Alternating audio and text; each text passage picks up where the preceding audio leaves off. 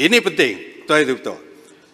Satu hari selepas Peguam Reza Aziz ni membuat representasi kepada AG pada 19 hari bulan November tahun 2019, Peguam Negara pada masa itu iaitu Tan Sri Tommy Thomas telah meneliti surat representasi ini.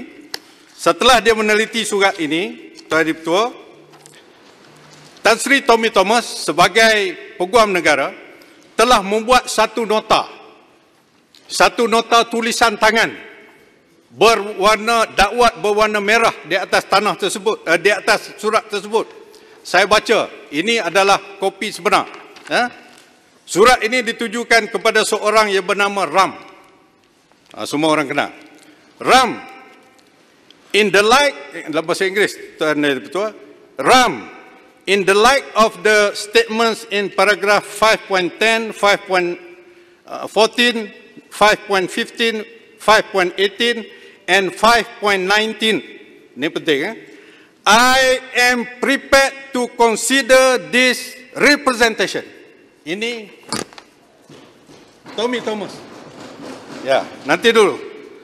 Paragraph 5.20 contains the terms of the proposed settlement. I await your advice. Ditandatangani TT 1911 Attorney General with the rubber stamp here. Ini ada di dalam surat representasi yang telah dihantar oleh Peguam kepada Reza Aziz kepada Peguam Negara. Dengan kata lain, maknanya apa tuan-tuan, ahli-ahli yang berhormat sekalian, ialah Peguam Negara pada asasnya telah bersetuju kes Reza Aziz ini dibenarkan, dikompaunkan dan diselesaikan tanpa melalui pendakwaan. Itu yang penting. Tuan Ketua, apabila kita melihat perkara ini, maka rekod kita menunjukkan bahawa, rekod Peguam Negara menunjukkan bahawa Datuk Seri Gopal Sri Ram, iaitu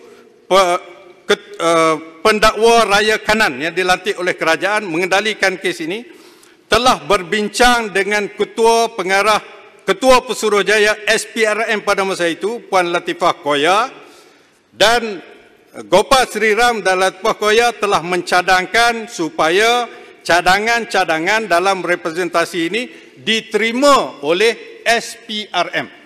Ini jelas. Oleh sebab itu, pada 11 bulan 11 tahun 2019. Kemudian rentetan selepas itu, pada 11 bulan 3, satu lagi surat representasi dimasukkan oleh Peguam kepada Reza Aziz, kepada AGC pada masa itu.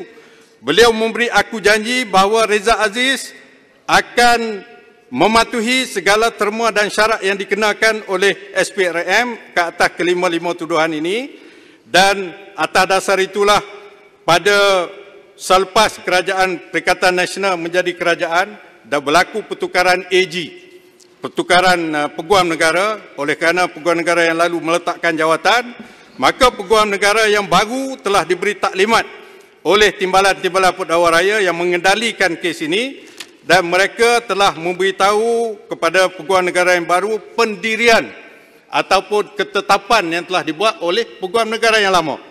Maka atas dasar sebagai satu jabatan yang sama, maka Peguam Negara yang ada sekarang ini telah bersetuju untuk menerima tawaran Reza Aziz untuk beliau dikompaunkan berdasarkan Seksyen 92 Akta Amla, tertakluk kepada pematuhan yang ketat kepada semua terma dan syarat. Oleh sebab itulah, pada 16 bulan 4 2020, SPRM telah beritahu kepada Peguam Reza Aziz bahawa pendakwa raya bersedia untuk memohon supaya kes Reza Aziz ini diberikan perintah pelepasan tanpa pembebasan ataupun discharge not amounting to acquittal, sebagaimana yang diketahui oleh semua pihak-pihak yang kita semua tahu. Jadi atas dasar itulah ianya berlaku, Reza Aziz telah dilepas tapi tidak dibebaskan daripada kelima-lima tuduhan ini, sementara untuk menunggu beliau memenuhi segala syarat-syarat dan juga ketetapan yang telah disebutkan.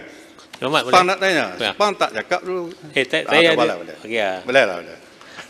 Okay, terima kasih. Terima kasih kepada Puan Speaker. Terima kasih kepada Yang Berhormat Kelantan.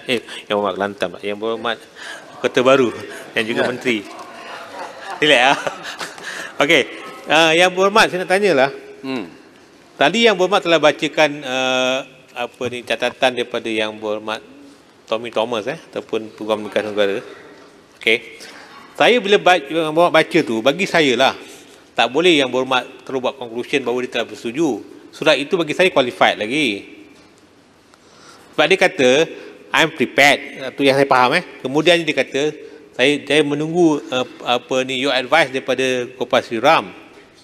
Jadi bagi saya lah, berdasarkan surat itu, Gopal Sri Ram kena bagi advice, lepas tu tak spesifik dia ikut. Jadi Yang Berhormat mengatakan dia telah setuju. Bagi saya itu is misleading dengan izin. Jadi saya rasa Yang Berhormat, you are misleading di this parliament. Saya minta dia ambil tindakan bawah 3612. Sri Ram telah bincang you are misleading.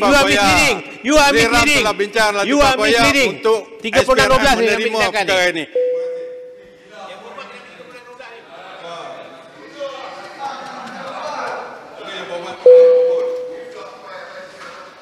Okey, berdasarkan kepada perkara ini Tuan Ketua, kes Reza Aziz ini adalah satu kes yang diputuskan oleh mahkamah berdasarkan kepada peruntukan undang-undang. Sepang ke siapa pun takkan nak challenge. Ini undang-undang yang telah diluluskan pada tahun 2001. Siapa Perdana Menteri pada masa itu? Langkawi pada masa itu. Menjadi Perdana Menteri meluluskan Akta AMLA ini.